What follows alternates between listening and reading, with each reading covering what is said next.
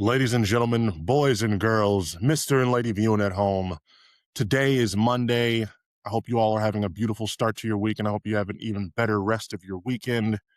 I am your hostess with the mostest. They call me Germ, and you are, of course, tuned into Kinetic Aesthetic. Going to start off by saying I hope that you all have been able to check out the live stream reactions I've done to the Drake albums. I've got all three of them done. The third one was released literally this morning, a little bit before I started recording this. So go and check them out. My review for the entire trilogy of albums will be coming out on Wednesday. Whole lot of music I still need to just, I want to listen to it all a second time, maybe a third time. Just go and make sure I know how I feel about it. But yeah, I have a lot to say. I have a lot to say. There's a lot to talk about when it comes to just the reactions and a lot of these little copyright strikes that he's been doing on people just trying to react on Twitter. There's so much that needs to be said about it. So we're going to get into that. But today, we're starting things off by getting an episode that I wanted to get out last week out of the way. And the episode I'm talking about is a review for this season, this third season of Euphoria. The show on HBO Max, it was a hit for the first season with Zendaya as the lead.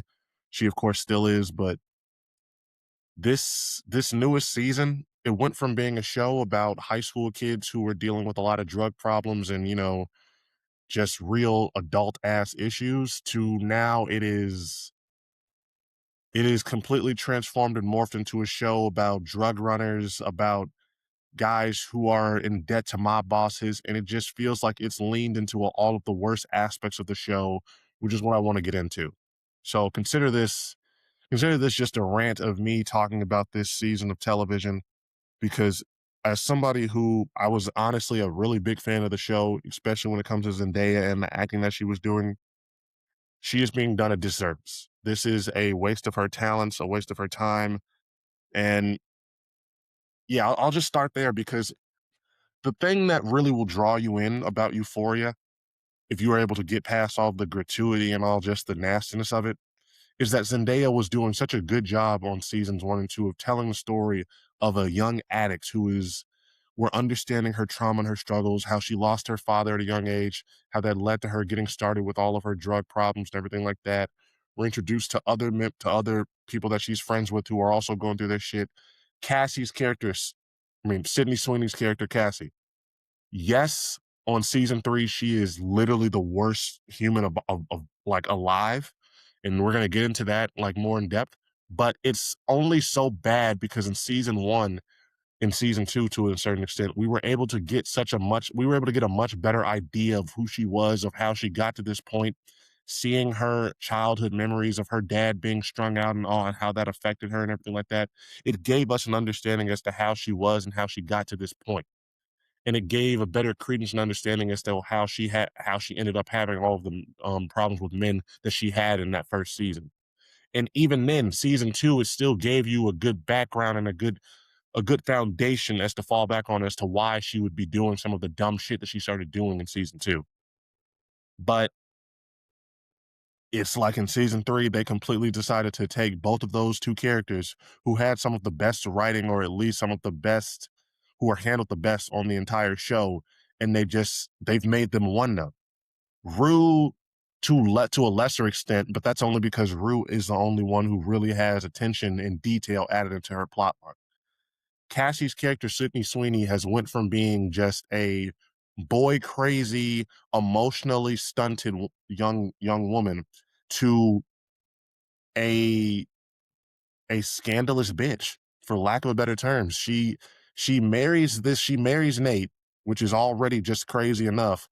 But then just the whole every episode that has aired since she's been married to him has made me dislike her more and more as a person. And I feel like that is the real crux of the entire season with a lot of these characters, because even Rue herself is suffering from it.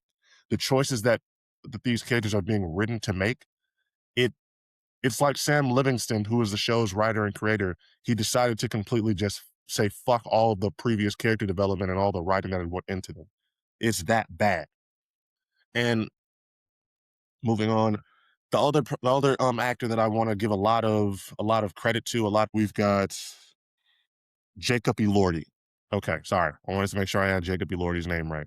But no, he's been doing a wonderful job as Nate this season, but he is honestly the character that suffers from character assassination this season the worst, because the Nate in seasons 1 and 2 was a calculating, narcissistic. Yeah, he was doing a lot of crazy, like, irrehensible shit, like sneaking into Maddie's room with a gun, holding it to her just to get the CD.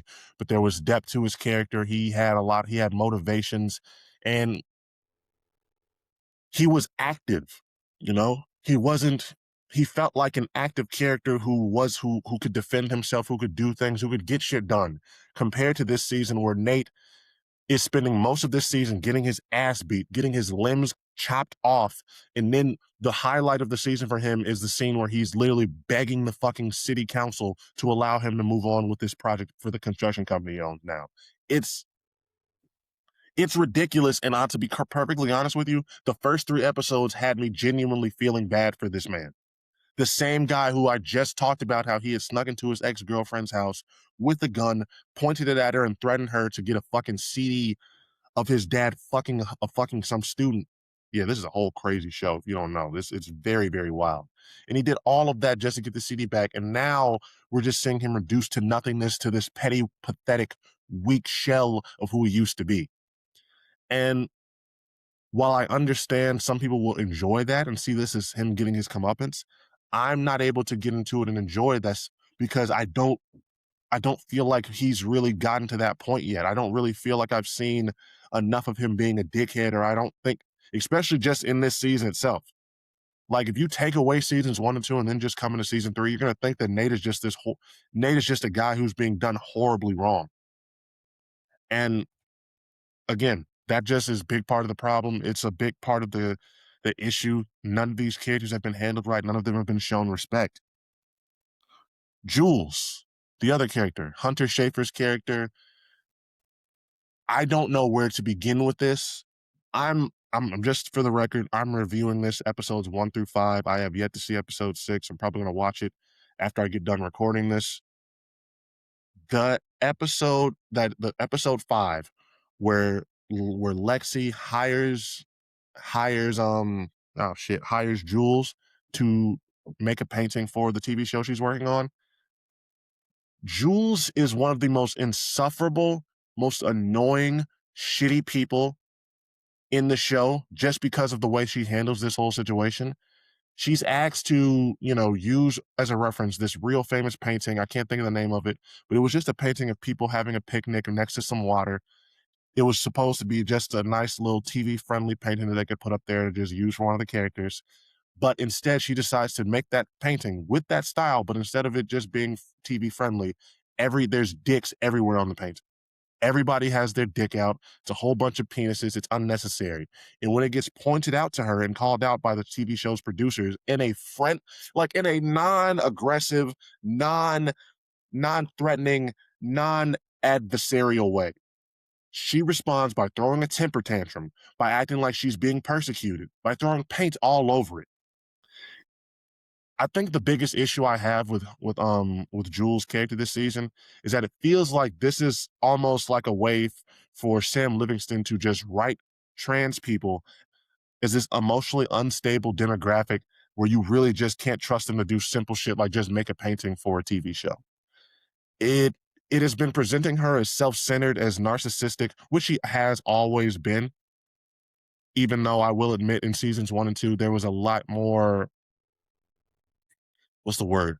It was shaded a lot better. You didn't necessarily pick up on it unless you were really paying attention to the shitty things that she did. But in this season, she is just completely unlikable, and it's just, I never got the feeling that she was this bad of a person. So that's just another issue. It feels like everybody in this show has regressed, and I don't understand if that's part of the plot yet. But yeah, the only character that I really can say that I have walked away from these first 5 episodes actually enjoying has been Maddie, and even that has sort of fallen by the wayside with the last episode because of how she's being prepared or being positioned to do her old best friend Cassie. Because, and you know what, I'm just gonna spoil shit. If you haven't seen it already, you should go watch it. If not, I'm really not gonna. You're not missing much by me saying all this. You're not going to miss out on the experience. A lot of this shit is just gratuitous anyway. But Maddie is living in Hollywood, living in LA. She's working as an assistant to some big Hollywood agent, somebody in the industry. And so she's trying to catch her big break because her boss is not allowing her to flourish. She had an OnlyFans model that she was trying to manage, but got told to drop it.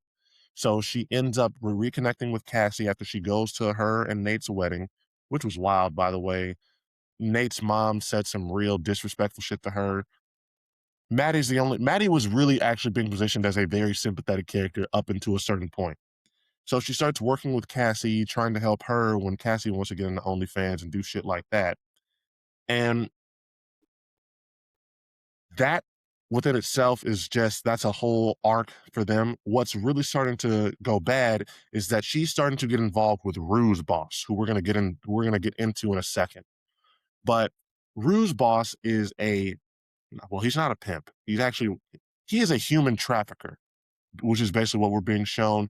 He moonlights them all as strip clubs, but in reality, there's a lot of these girls who could not leave if they wanted to. And so we're being introduced to this new plot, to this new arc of Maddie basically working with human traffickers, and she's going to be sort of intermingling Cassie with that world. We don't know if it's going to get really dark for either one of them, but things aren't looking good. And yeah, the one character on the show that might have been a little likable that you might have been able to really root for, it's like you just sort of completely just shit on them. And the only other character that people might think of as likable would be Lexi, Cassie's sister.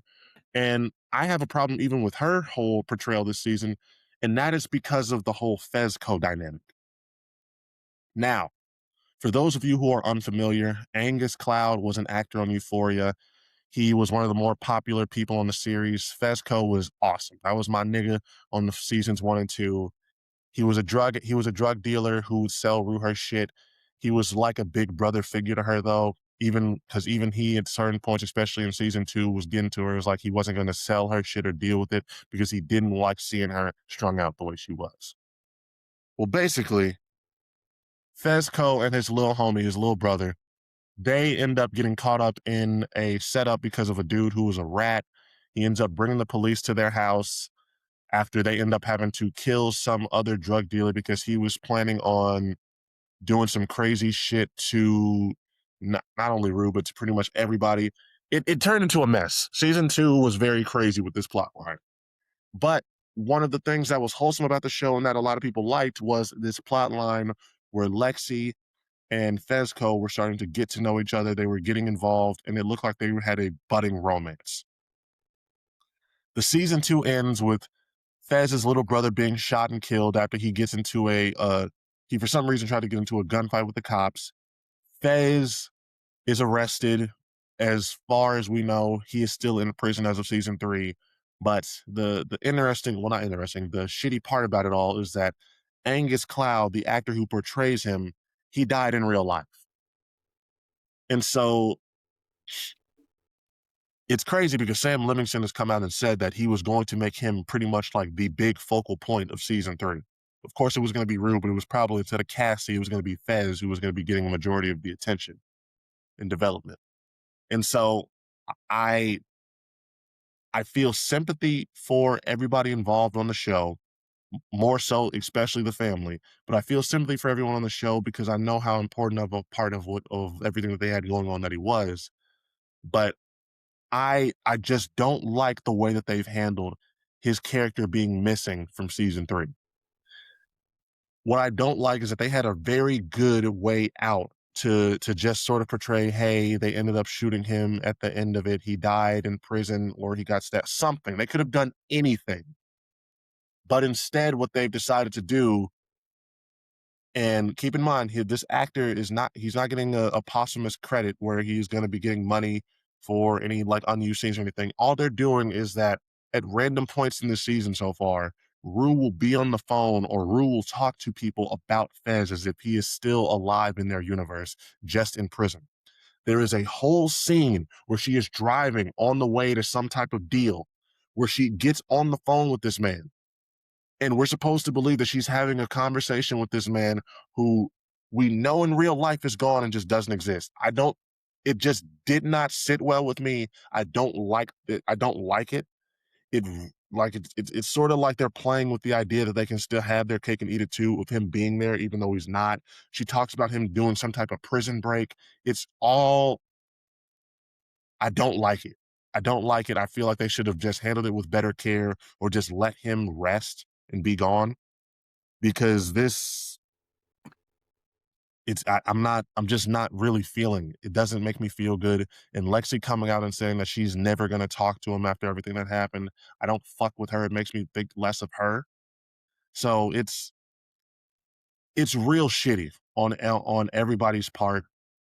I think Sam should have had, a better, cooler mind should have prevailed, and they should have just allowed Angus and his family to not have to, even be loosely involved with this season.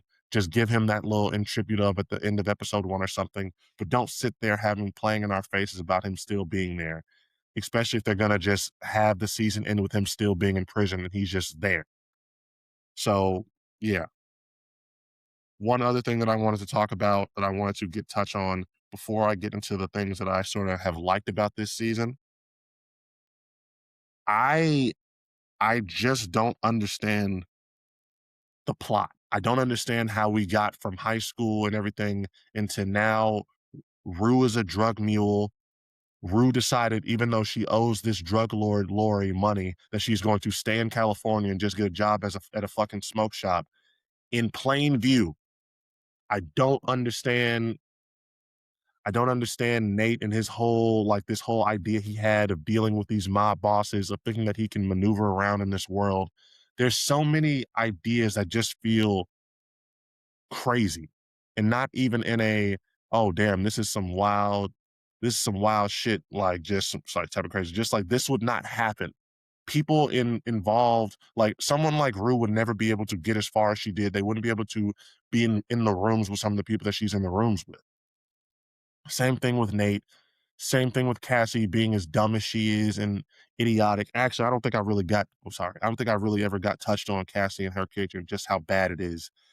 Her character and the way that they handle her, literally the opening of episode 4, I think it's literally just her having some type of daydream where she's just walking around some mock city, and it ends with her just bearing her fucking titties against the wall. Like if you like Sydney Sweeney and if you always want an excuse to see her boobs, go watch Euphoria season 3. That's probably the best selling point that they have right now, is that you see a lot of Sydney Sweeney in her tits. But literally outside of that, really just like, who is it for? Who is this? Who is that whole plot line for with Sydney Sweeney's character for, except horny ass niggas? I just don't. I don't see the plot line of it. Everybody's horrible. Yeah, I don't even want to continue talking about it. Talking about the negative aspects of the show. I feel like I've made my point. All of them are fucking horrible. When it comes to the good stuff, though, in terms of stuff that you can actually look forward to and enjoy, I have to say, Alamo Brown, as detestable as the character is and how scary and brooding and intimidating he is, what's the actor's name? Well, again, I don't know a lot of motherfuckers' names. I apologize for that.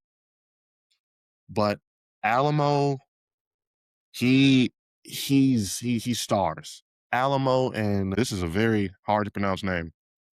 Adewale Akinwumi uh, Agbaje. Adewale Akinwumi Agbaje. He plays Alamo. He does an amazing job. I can honestly say that this is probably the best part of season 3, is just a lot of the scenes that he's involved in, because he just brings an intensity. He does a good job of just acting with his eyes and making sure that you can just feel how he's feeling just by looking there. And not only him, you've also got his little right hand man, this guy, what's his name? Daryl Britt Gibson. He is playing an actor. He's playing a role of Bishop. Bishop is the star of the season so far for me. Every scene he's in, he's cool, calm, and collected. Him and Marshawn Lynch just play this perfect little yin and yang of Alamo's crew. You've got the real serious guy over here in Bishop, who Like the scene of him putting on all the little white clothes, the little cleaning shit, and before getting ready to go in there and hacksaw somebody, where he's talking to Rue about how he doesn't trust her and he's like nervous around her. He brings tension. Like both of them, they bring a tension and they just bring an intensity to all of their scenes. Every time they're involved, you're sort of just drawn to them. You're wondering what they're going to do next, especially when it comes to Bishop. The episodes, well, not even just the episodes, every scene that they're in is a scene that I am just locked in on and I want to know what's going to happen next. Rue herself has honestly taken a back seat for me, especially when they're involved, just because I feel like Zendaya, she's still doing a decent job, but it just feels like she isn't trying to give it that same intensity as compared to them. And I get it. She's probably on to bigger and better things, and it's just giving them room to just shine because I really am I'm almost nervous about what's gonna happen with both of these characters for the rest of the season. Alamo, you don't know what's gonna happen with him. He's so damn trigger happy on every episode, getting ready to kill somebody. We're already seeing what's going on with the birds and shit like that. And then you've got Bishop, who I don't know if he's a Fed. I don't know if he really is loyal to Alamo. All I know is that it feels like at the end of the season, whatever side he decides to be on, that's going to be the side that wins. But yeah, really, that's my only plus. Marshawn Lynch as well deserves some credit for how well he's been doing. Although he's literally just there to play the funny grunt, the guy who's big as hell, scary as hell. You don't want to fuck with him, but they're not having Marshawn Lynch do anything except just be Marshawn Lynch in Euphoria. So that's why I'm enjoying his part. But yeah, that's really what I've got to say about this season of Euphoria so far. I'm still watching and I'm still trying to see what's going to happen. Like I said, I'm going to watch episode 6 after I get done recording this so that I can go check it out and see if it's gotten any better. Because honestly, outside of the Rue storyline and Alamo and Bishop, this show has really fallen by the wayside. It is not too far to say that it's just lost the plot. As good acting as like Alamo, Bishop, and Rue are doing, that doesn't like take away from the fact that some of this shit is still ridiculous and just dumb. So if I have to like say, I wouldn't necessarily recommend this season to anybody. If you haven't watched Euphoria already, I would probably say start at seasons 1 and end at season 2.